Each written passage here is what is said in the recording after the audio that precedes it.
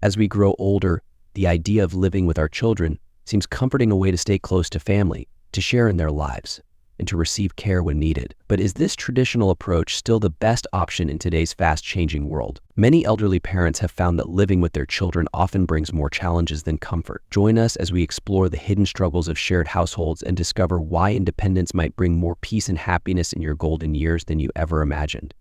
Today, I want to talk about why it might be better for the elderly not to live with their children, and how, despite better living conditions, this arrangement often leads to unhappiness. Back in the 50s and 60s, when housing was scarce, it was common for elderly parents to live with their children. Back then, family relationships were often harmonious, and it was a practical solution for everyone involved. But as time has passed and housing conditions have improved, the dynamics of these living arrangements have changed, often leading to conflict.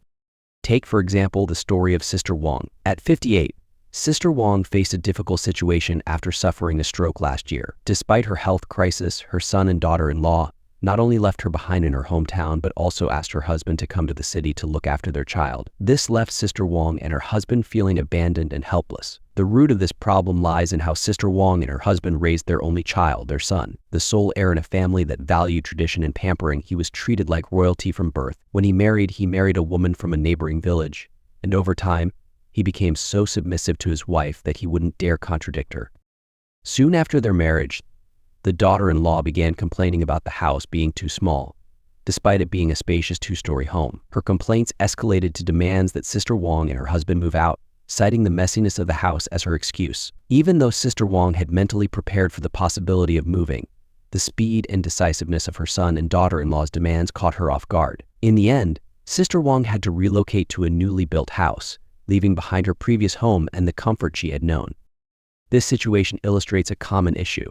As families evolve and living conditions improve, the dynamics between elderly parents and their children often become strained. Elderly parents may find themselves pushed aside, and their children, who once relied on them, might not be as supportive as they had hoped. It's a reminder that while living with children might seem like a solution, it can sometimes lead to more problems than it solves. Just as Sister Wong and her husband were beginning to settle into their new home, feeling a sense of relief, they were met with new challenges from their daughter-in-law. Soon after the son and daughter-in-law had their child, the daughter-in-law started pushing for more. She insisted that Sister Wong buy an apartment in the city to ensure a better education for the child. For Sister Wong and her husband, this was no small request. Buying a city apartment would mean spending hundreds of thousands of yuan, a significant portion of their life savings. However, faced with the threat of arguments and even a potential divorce from their son, they felt they had no choice but to comply. Desperate to meet the demand, they borrowed money from every possible source to make the purchase. As soon as the apartment was secured, their son and his family moved in. But the troubles didn't stop there. The daughter-in-law, who had previously insisted on a split because of the house being messy, now demanded that Sister Wong move to the city to look after the child. Despite having finally found some peace after the move, Sister Wong was now asked to relocate to the city to care for her grandson. Reluctantly, to avoid causing any friction with her son, Sister Wong and her husband packed their bags and traveled from their rural home to the city. Initially, Sister Wong found some comfort in cooking and cleaning for her family. However, her daughter-in-law soon began to complain that the cleaning wasn't up to standard. Although Sister Wong's son could see that his wife was being deliberately difficult, he didn't dare oppose her and began criticizing his parents as well. Sister Wong, feeling unjustly treated, would confide her frustrations to her husband in private but felt powerless against her formidable daughter-in-law. The situation took a turn for the worse when Sister Wong discovered that the local specialty she had brought from home was given away by her daughter-in-law. When she inquired about it, the daughter-in-law became enraged, starting a confrontation that even escalated to physical aggression. Feeling hurt and betrayed, Sister Wong turned to her son for support, but he, fearing his wife, told her to endure the situation. Unable to tolerate the mistreatment any longer, Sister Wong returned to her rural home. However, the conflict didn't end there. The daughter-in-law, now threatening divorce again, forced Sister Wong to reconsider returning to the city to care for her grandchild under the guise of preserving her son's marriage.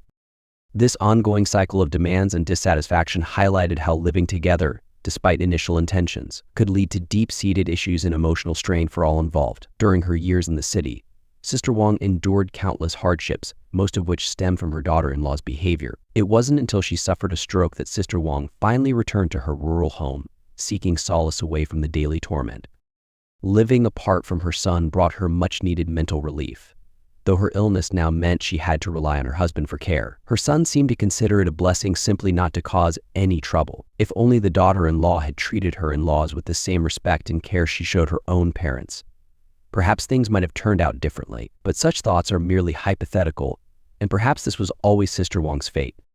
This brings me to a crucial point. Elderly parents should avoid living with their children whenever possible. One of the main reasons for this is that the elderly often struggle to keep up with the rapid changes in modern life. Consider how your eating habits have changed over the years. What you ate when you were young compared to what you eat now is likely quite different. If something as fundamental as eating can change so drastically, imagine how much other aspects of life, like clothing, shelter, transportation, and communication, have evolved. Young people adapt quickly to these changes, but for the elderly, it can be incredibly challenging.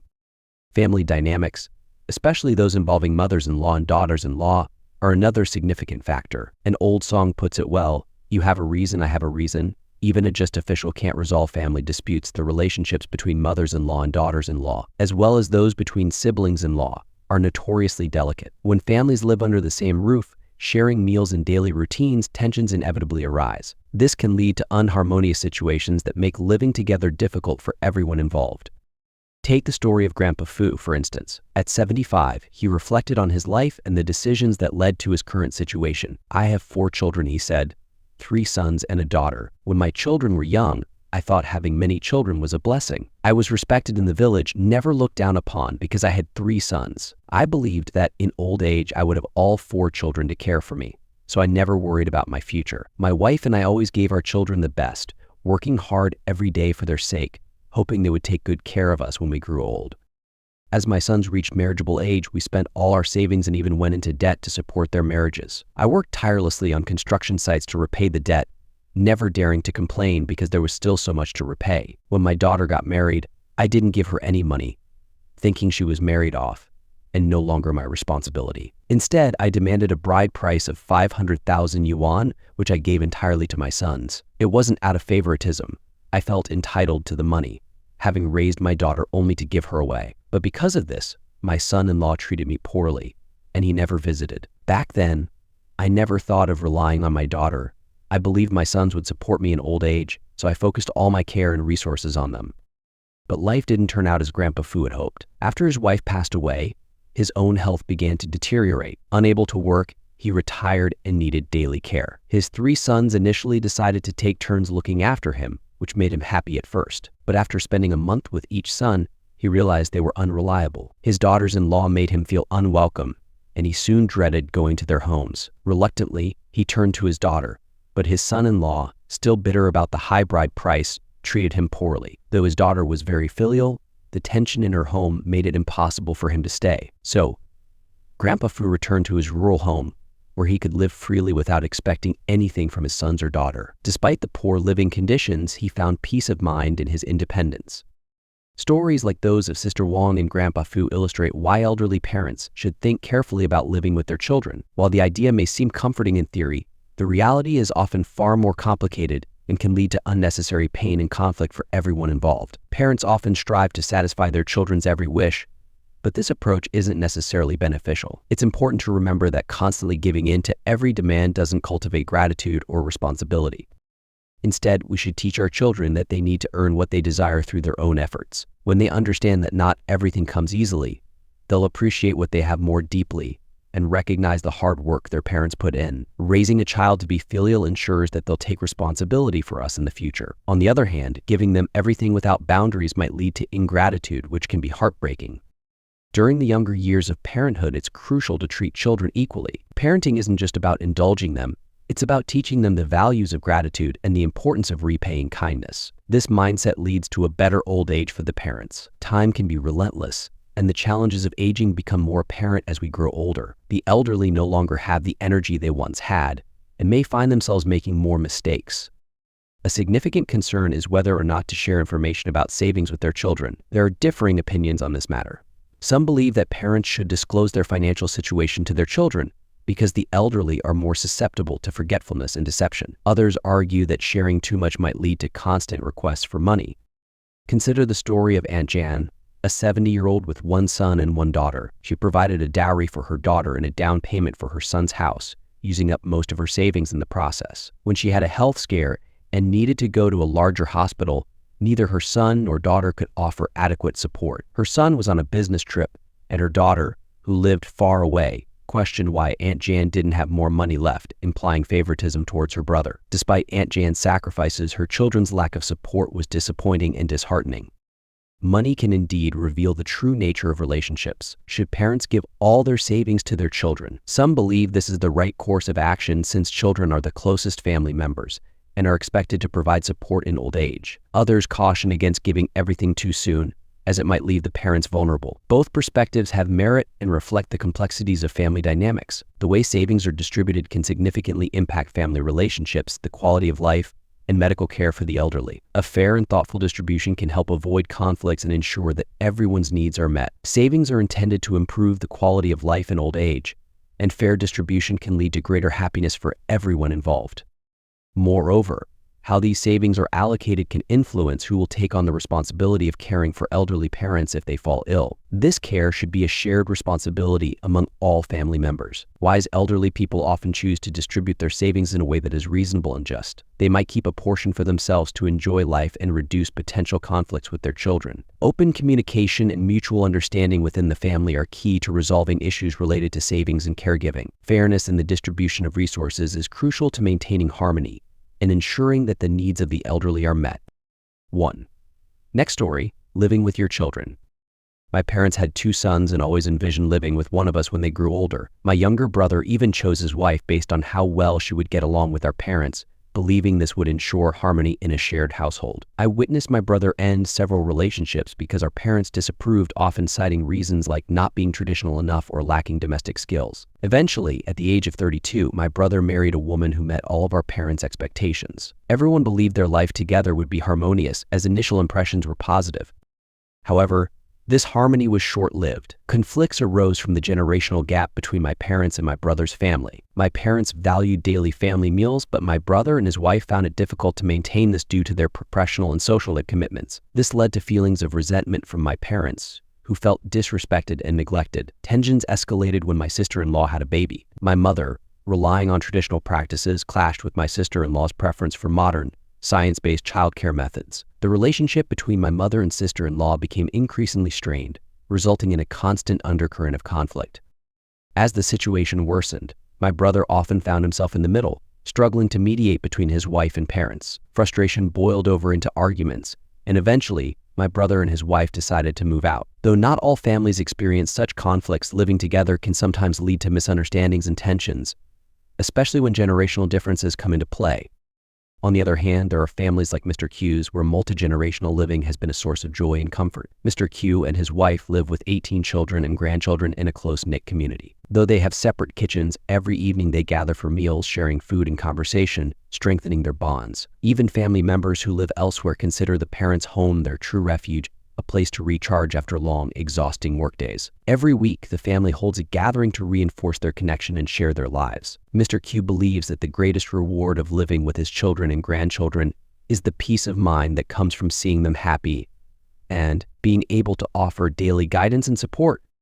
For many elderly parents, the desire to live with their children stems from the need for emotional closeness and the comfort of family life. Especially as health declines and social circles shrink with age, the fear of loneliness in old age is very real. However, if the children are not genuinely caring, proximity won't necessarily improve the relationship. Some older people prefer to live nearby rather than in the same house, allowing them to maintain independence while staying close enough for regular visits and care. This arrangement can reduce intergenerational conflict while still providing the support and connection that both parents and children need.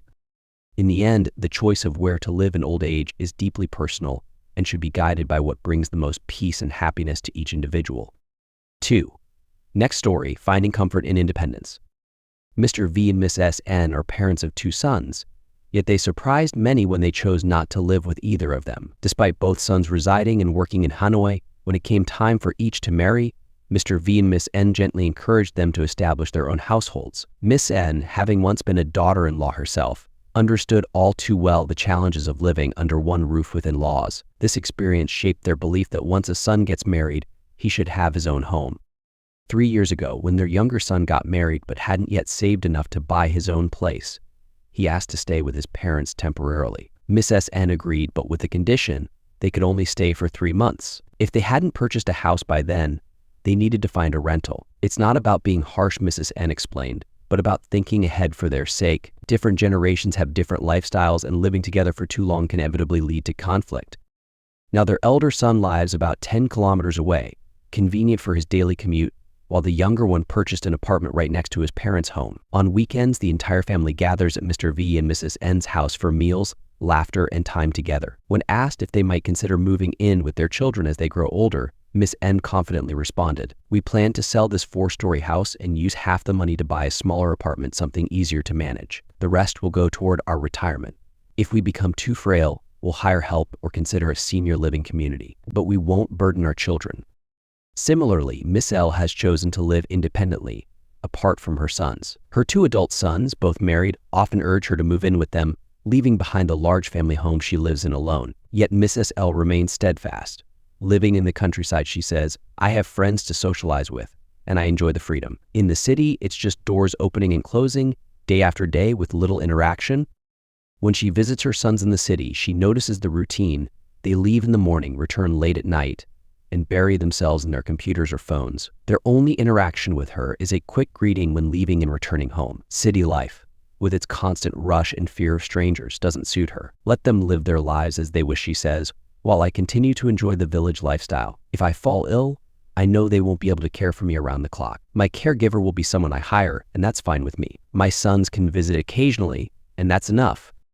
These stories reflect a growing trend. The modern world is gradually moving away from the traditional multi-generational family model. Instead, more and more seniors are choosing to take charge of their own lives in their later years, rather than relying on their children. They prefer to live independently or close by, but not under the same roof. These parents have prepared themselves for old age, deciding early on to live separately as soon as their children start their own families. They offer support when needed, but otherwise they maintain control over their own lives, eating, traveling, socializing, and even choosing senior living communities if it suits them. And this, they believe, ensures a more fulfilling and harmonious life for everyone involved. 3. Next story, embracing senior living in a nursing home.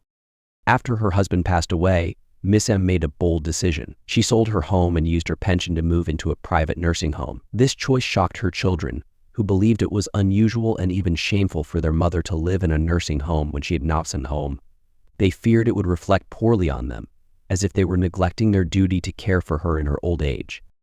But Mrs. M calmly explained her reasoning to her children. She knew that at her age, her lifestyle no longer aligned with the busy, modern lives of her children and grandchildren. Living together, she felt, would only bring inconvenience and discomfort to both generations. She would be lonely all day in an empty house while her children were at work, and there were no neighbors her age in their urban apartment complex. In the nursing home, she found companionship with others her age, had her meals prepared for her, and her children could visit whenever they wished. This arrangement allowed both her and her children to live peacefully, knowing they were each in a place where they could thrive.